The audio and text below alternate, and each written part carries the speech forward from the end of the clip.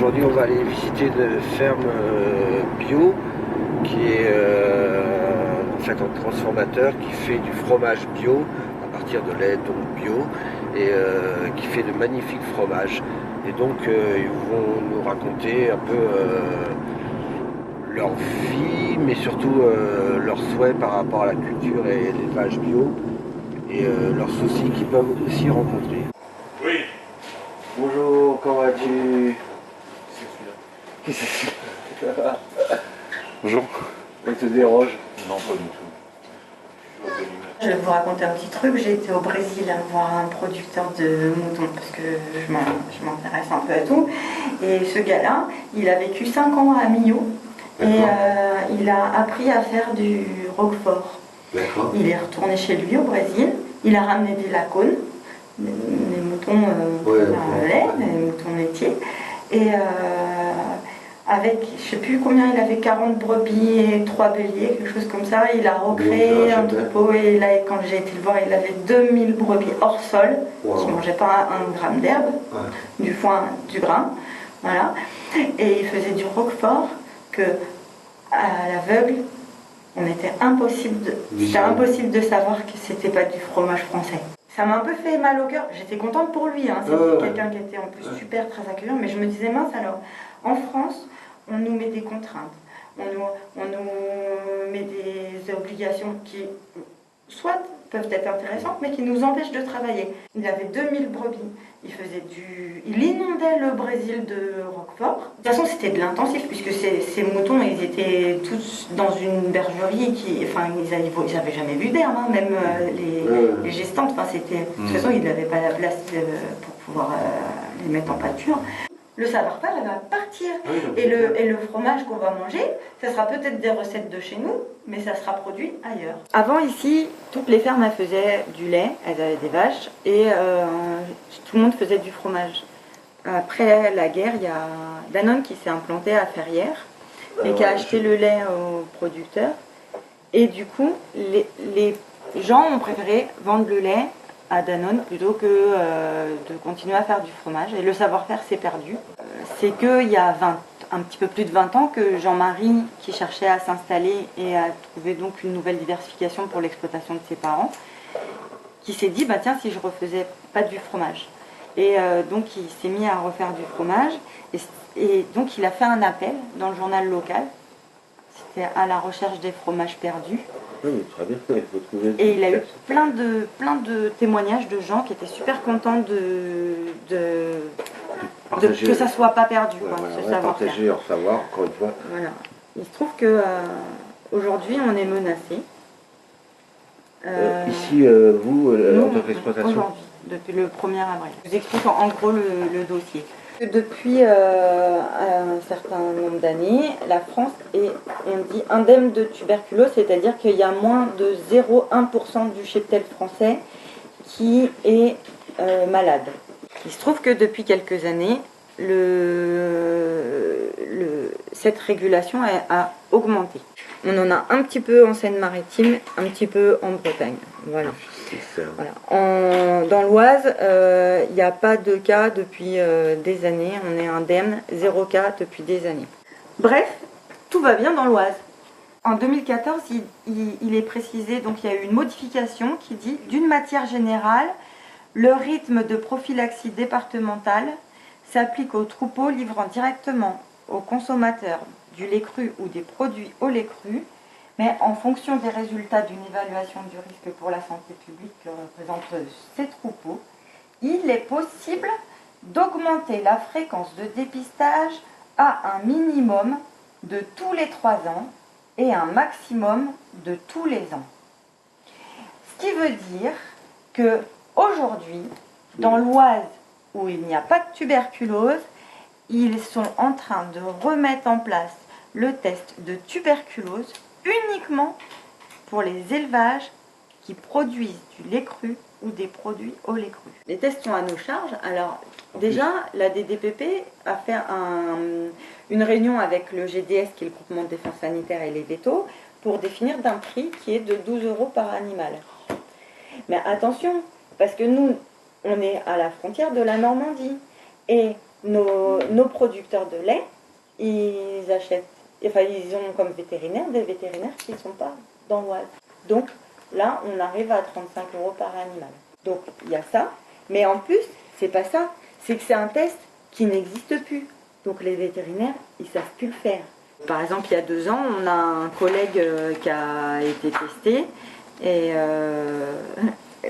il a eu un petit peu peur parce que toutes ces bêtes, elles ont réagi. Et quand son vétérinaire il est arrivé, il a fait bon, elle est positive. Celle-là aussi, celle-là aussi, celle-là aussi. Là, il a appelé la direction départementale de protection des populations. Il leur a dit j'ai un peu peur. Et en fait, il ne savait pas faire les tests. Finalement, il y en a 5 qui ont été marqués douteux. Et finalement, il a fait le deuxième test 2 semaines après. Il y a 3 animaux qui ont été encore douteux, qui ont été abattus et ils n'avaient rien. Un cas douteux, ils abattent tout le troupeau. Et là, ouais, faut vraiment, c'est pour ça qu'il faut toujours être fédéré et puis travailler avec des collectifs pour pouvoir se défendre, parce que ça, c'est pas normal. Oui, mais le problème, c'est que des producteurs de lait cru dans l'Oise, il y en a 3. Voilà, c'est ça le problème. Comment on peut se fédérer? On va faire une manif à 3. Donc, nous, actuellement, nos producteurs, ils veulent pas faire le test. Parce que ils ont peur. Voilà. Normal. Donc, s'ils font pas le test, ils peuvent avoir une mise en demeure de la DDPP et l'obligation de faire le test ou de ne plus nous vendre de lait. Donc, s'ils nous vendent plus de lait, on ne peut plus faire de fromage. Donc, on est menacé parce que c'était la fin de la date pour faire le test, c'était le 31 mars et on est en mai. 30 avril. Les producteurs de lait qui décident de faire du lait le lait du Pays de Brie. Comme une AOC, quoi. Voilà, c'est ça un petit peu. Donc c'est pas obligatoirement du bio, mais c'est vraiment de la production locale. C'est-à-dire que à partir du moment où on fait une production herbagère, automatiquement, on est obligé de faire du local. On ne va pas importer du lait de l'autre bout du monde. Et quand on dit c'est du fromage local, ça veut dire c'est du fromage qui a été produit localement, mais d'où vient le lait? Il vient de local ou je l'ai acheté en Roumanie? Et après, la vache, si ça a été produit localement, qu'est-ce qu'elle a mangé? Elle a mangé de l'herbe locale ou elle a été mangée du maïs et du soja qui proviennent du Brésil? Le troisième point que je voulais voir avec vous, c'est pour réformer l'agriculture, il faut revoir les programmes dans les lycées agricoles. C'est ça, c'est indispensable. Quand j'étais en BTS agricole, on a passé 2 ans à m'apprendre comment faire une ration alimentaire pour une vache. On a un nouveau salarié là qui est en production animale et puis il me dit comment vous équilibrez les rations. Et je lui dis mais en fait une vache, naturellement, ça mange de l'herbe. Donc l'herbe, c'est l'aliment équilibré pour une vache. On n'a pas besoin de rajouter ci ou de rajouter ça. C'est l'aliment naturel d'une vache. Et tellement on nous a inculqué ça dans notre cerveau à l'école qu'on ne sait plus qu'est-ce qui est naturel et qu'est-ce qui est le plus simple. Donc, 4e point, la certification. Donc ça c'est super intéressant aussi. Ça c'est vraiment, ça concerne le bio, essentiellement le bio. C'est pareil, la certification, on n'est pas d'accord avec ça. Alors, on est certifié bio, on paye une super multinationale qui s'appelle Bureau Veritas. Voilà.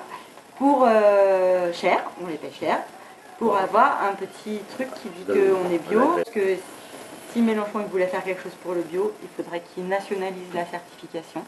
Et il ne faudrait pas uniquement que ce soit les bio qui payent la certification, c'est-à-dire que tous les élevages devraient être contrôlés et que les contrôleurs ils disent lui il est bio, lui il n'est pas bio et qu'on ait l'étiquette. Parce que pourquoi quelqu'un qui pollue, pourquoi quelqu'un qui voilà, non mais pourquoi celui qui fait bien il doit payer pour dire qu'il fait bien et celui qui fait pas bien il paye pas et on ne dit rien et enfin voilà, c'est gratuit. Et je dirais même que ça doit être la certification, ça doit même pas être national, ça devrait être européen. Parce que j'ai visité des exploitations dans d'autres pays d'Europe où ils ne respectaient pas la réglementation européenne. Et quand je leur disais, tiens, c'est bizarre, ils sont pas bouclés les moutons là. Et ils me disaient, non, c'est pas une réglementation européenne. Oui, mais il n'y a pas de contrôleur. En Ile-de-France, ils ont supprimé les aides à tout ce que, pour la conversion au bio, etc. Et ici, c'est pareil. Alors, au niveau de la MAP de Beauvais, on a ouvert notre AMAP à des producteurs non bio, en leur disant qu'on aurait bien aimé qu'ils soient bio quand même. Et on a fait remonter ça à la région, à la FAMAP, la Fédération des AMAP de Picardie, les ont contactés et via l'ABP, les agriculteurs bio de Picardie, qui les ont aidés à se convertir en bio. Et en fait, nos producteurs de cochons, via la FAMAP et l'ABP, Ils ont réussi à ils sont convertis en bio. Et ils sont super contents. Et ils ont créé 3 emplois. Et ça change Voilà. tout. Hein, Voilà. Et ils gagnent mieux leur vie que quand ils vendaient tout leur... Ils produisent moins de cochons. Et ils gagnent mieux leur vie que quand ils vendaient tous leurs cochons Parce que déjà, ils ont moins de produits en extérieurs à faire venir, etc. Si on commence à parler de la viande, moi je trouve ça inadmissible que les abattoirs, les abattoirs locaux, ils soient fermés. Parce que avant, tu avais un boucher qui tuait 2 bêtes dans sa semaine, et puis il produisait ses animaux, et puis voilà, ça faisait... Voilà. Après, ils ont fermé ça, ils ont pris des abattoirs locaux où il y avait 100 bêtes, enfin, voilà. Et ils les ont fermés. Et maintenant, c'est des abattoirs industriels où il y a des milliers de bêtes qui sont abattues et on demande à ce que ce soit des abattages humains. Quand le mec il tue 1000 cochons par jour, mais quelle humanité il y a sur... C'est des objets, les animaux. Enfin, t'as pu... Enfin, voilà. Et même l'humain qui tue, c'est aussi un objet parce que oui, il est fruit d'une chaîne. Oui, et puis, c'est ça. Et puis les mécaniques. Et puis elle est où la relocalisation quand on produit dans l'Oise et qu'on est obligé d'amener les cochons ou en Bretagne ou je sais pas trop où pour les faire abattre et de les ramener ici parce que c'est n'importe quoi. Pour moi, il faudrait qu'il y ait un abattoir par canton, au minimum. Alors, Annabelle dit un abattoir par canton.